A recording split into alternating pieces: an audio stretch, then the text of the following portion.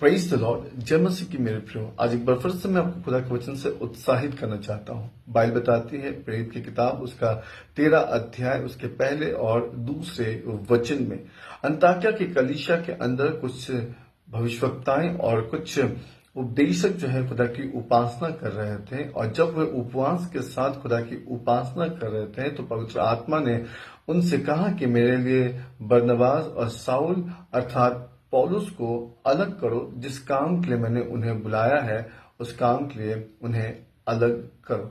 मेरे प्रियो, मैं आज आपको बताना चाहता हूं कि परमेश्वर ने भी हमें एक कार्य के लिए बुलाया है और परमेश्वर ने हमें इस संसार से अलग किया है।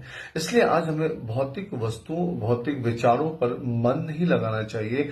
आज हमें परमेश्वर के उस बुलाहट को जानना चाहिए, क्योंकि जब तक हम उस बुलाहट को नहीं जानेंगे तब तक हम प्रभु में आगे नहीं बढ़ सकते। और इसलिए बाइबल कहती है कि हमें उपवास के साथ परमेश्वर के पास आना चाहिए।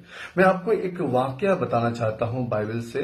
बाइबल बताती है कि जब यीशु मसीह के चेले एक व्यक्ति के अंदर से दुष्ट आत्मा निकाल रहे थे और वो दुष्ट आत्मा नहीं निकला, और फिर उसके पिता ने उस बालक को लेकर यीशु मसीह के पास गए और कहा कि आपके चेलों ने मेरे बेटे के अंदर से दुष्ट आत्माओं को नहीं निकाल पाया।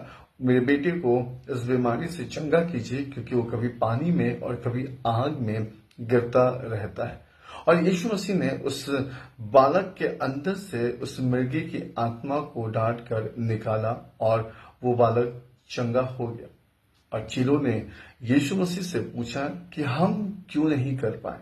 तो यीशु मसीह ने कहा कि कुछ बातें, कुछ चीजें जो है वो उपवास और उपासना के द्वारा होता है।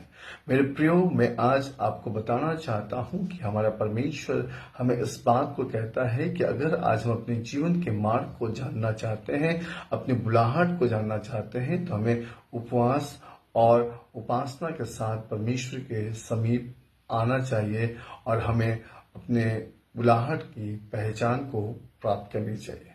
जय मसीह की। God bless you.